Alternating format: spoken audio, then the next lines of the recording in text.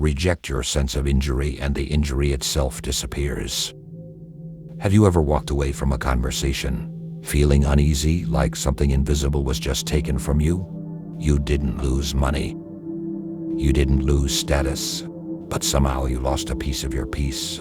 That, my friend, might have been emotional manipulation. And today we're going to understand it not through psychology textbooks or self-help clichés, but through the eyes of a Stoic philosopher. Emotional manipulation is the art of using emotions, usually yours, against you. It's not always loud, it's often quiet. A sigh, a guilt trip, a silent treatment, a subtle shifting of blame. Marcus Aurelius once wrote, "You always own the option of having no opinion. There is never a need to get worked up or to trouble your soul, and yet manipulators want you worked up. Why? Because a reactive mind is an easily controlled mind.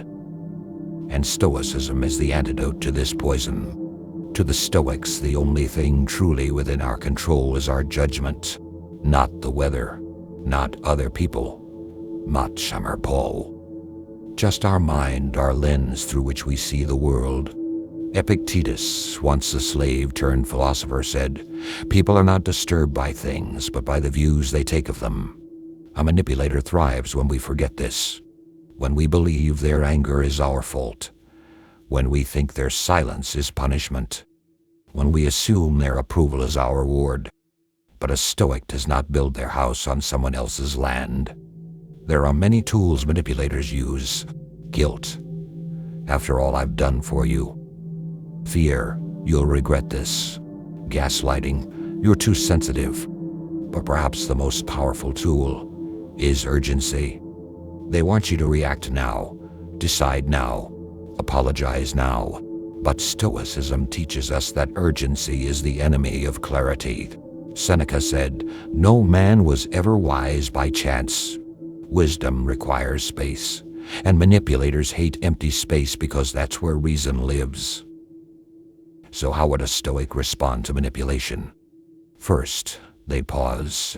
Marcus Aurelius advised, "If you are troubled by anything external, the pain is not due to the thing itself, but to your estimate of it. Step back, remove the emotion, see the situation as it is, not as it feels." Second, they choose clarity over chaos. Ask yourself, what is actually happening here? What am I being made to feel? Who benefits from this emotion I'm being pushed into? Third, they establish boundaries. A Stoic is not the doormat. They are peaceful, not passive. Epictetus again, "Don't explain your philosophy, embody it." That means you don't argue with a manipulator. You don't try to fix them. You simply stop playing their game. The goal of Stoicism has never been control over others. It's freedom from the control of others. A manipulator seeks to occupy your mind without paying rent. But a Stoic philosopher, one truly anchored in virtue, guards the gates of the soul.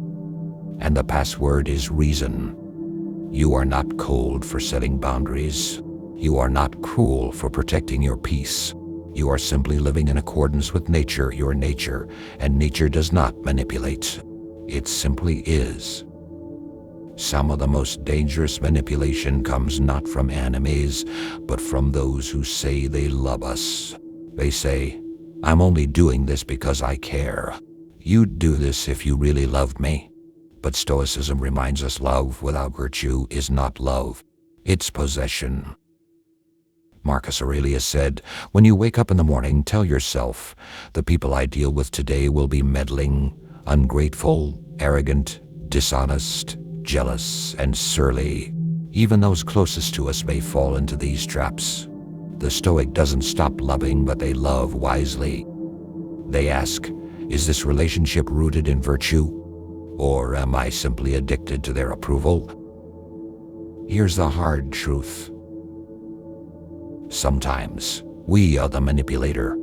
We use silence to punish. We withdraw affection to gain power. We say things not because they're true, but because they sting. Marcus Aurelius constantly wrote to himself. His meditations were not meant to teach others, but to correct himself. He wrote, "Let no act be done without a purpose, nor otherwise than according to the perfect principles of art." So we must ask, am I honest in my words or strategic? Do I uplift or do I subtly control? Do I speak to share truth or to win? The Stoic path is not just defense against manipulation, it's also about purging manipulation from ourselves.